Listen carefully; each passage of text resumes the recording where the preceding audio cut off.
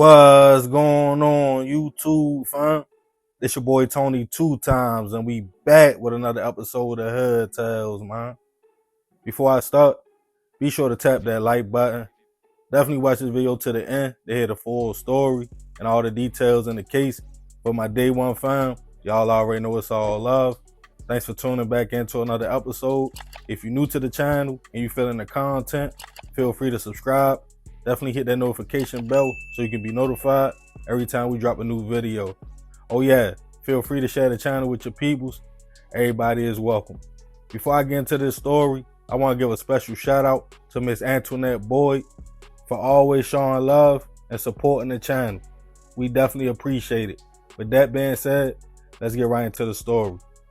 When you are a single man or woman out here on the dating scene, it can be a fun but also interesting time.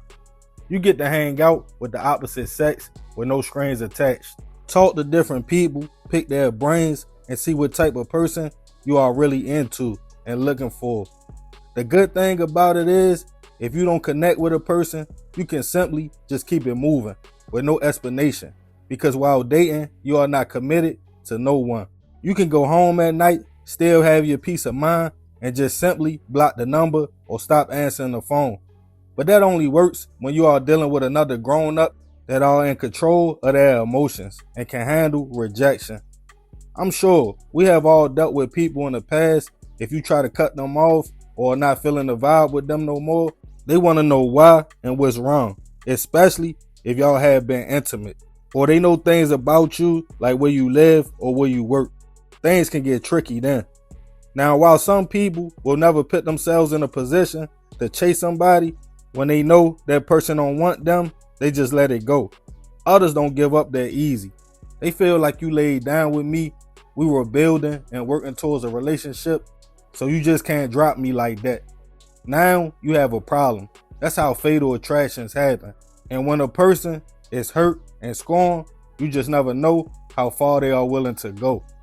And on this episode of Hood Tales, we'll be taking it all the way back to 2016 to Houston, Texas, to discuss the case of a woman who was rejected by a man she was dating and reacted in the evil way. Back in 2016, 39-year-old Kevin Roman was in the prime of his life. The bachelor who lived alone, Kevin had no wife or kids, but no shortage on people that loved him in the community. In college, Kevin became a member of the Brotherhood Alpha Phi Alpha and was very connected with his frat brothers. After school, he went on to become an educator, also a football and softball coach at Clear Lake Christian School in Houston, Texas. Described as a kind-hearted, outgoing man with passion for everything he did, his students loved Coach Kevin. He would teach them the importance of character, working hard on the field and off the field to achieve goals in life. But he also had a fun side. He would often laugh and joke with his players on the football team and was the face and the energy of every pep rally. The coach prided himself in looking out for his students. If somebody needed something like shoes or a meal to eat, he would buy it. As sports and teaching was his passion, and he looked at all of them as his own kids, in which the parents of the players loved that. But outside of that, Coach Kevin also had a personal life.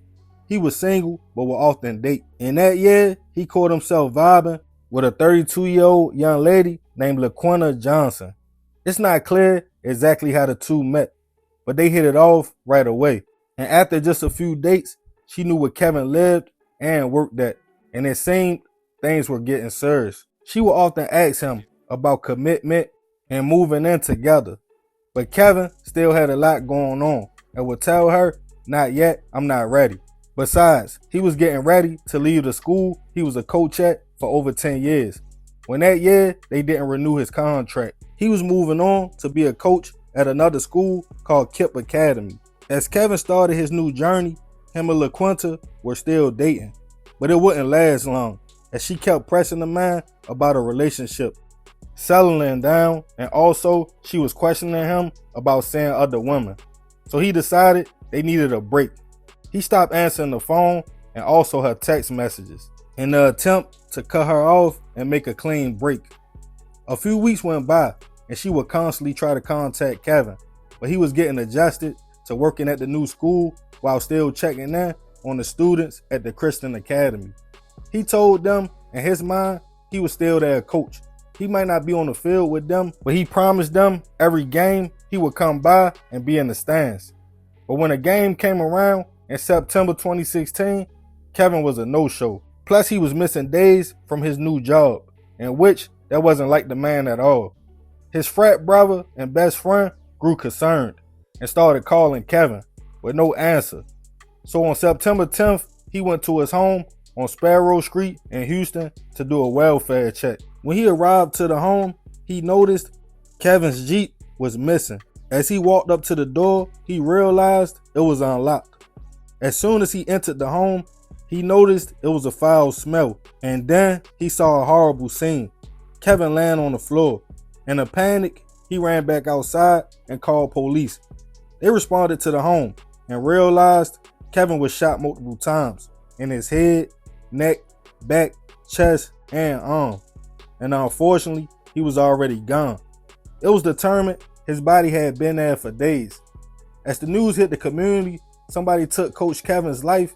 His friends and students were devastated. His best friend, who found the man, spoke out on how hurt he was finding his friend like that, and how he was now trying to cope with everything and helping pack up the house for Kevin. Other people who were also close with the man thought it was a robbery because his car and cell phone was missing, and they stated whoever did that to him, they could have just asked him for whatever they wanted and he would have gave it. As police spoke to Kevin's landlord and friends, they all stated he wasn't into no kind of illegal activity, only going out to clubs, having fun, and dating women.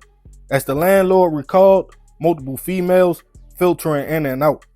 A few days after Kevin's body was found, a man was pulled over in another part of town with a .45 caliber handgun, the same kind of gun Kevin was shot with. Police at first didn't link him to the incident, but remember this, it will pop up later in the story. Kevin was laid to rest, and months would go by with no new leads or evidence until GPS tracking on his car located the vehicle, parked in a random neighborhood in Houston. Inside of the vehicle was a badly damaged cell phone, in which friends confirmed it was Kevin's. But back in 2016, technology was different, and the data from the cell phone couldn't be extracted, but it was still taken in for evidence. Months would turn into years, and the case seemed to go cold until 3 years later. In July 2019, the case was handed over to be looked at again by the Houston's Police Cold Case Division. And now that technology had advanced, they were able to get a list of calls and texts out of Kevin's phone. It showed he was in contact with multiple women, and one woman in particular who seemed aggressive in her messages was LaQuinta Johnson. Some texts would reveal her asking to see Kevin. Others, her telling the man, "Don't play with me, it won't end good," and asking was he seeing other women. The thing that really grabbed police attention was she stopped contacting Kevin the day police determined he was shot. And also 3 years back, the man pulled over with the .45 was found to be LaQuinta's brother. A search of her old phone records showed she contacted him the day of the shooting. To make matters worse, when police ran her address, it was right across the street from where Kevin's vehicle was located years prior. Finally, in 2019, she was brought in for questioning. At first, she denied everything, but after being told the evidence they had on her, she broke down and confessed that back in 2016, her and Coach Kevin met and hit it off. She liked the fact he was a college-educated man, career-driven, he loved the kids, had his own place and car. She wanted the relationship to be serious and wanted the man to settle down. She stated he wasn't ready to settle down just yet. She got mad when he cut her off to deal with other women. So in a jealous rage, she snapped, went to his house and shot Kevin 11 times. With that confession, she was taken into custody, charged with first-degree hit and other charges.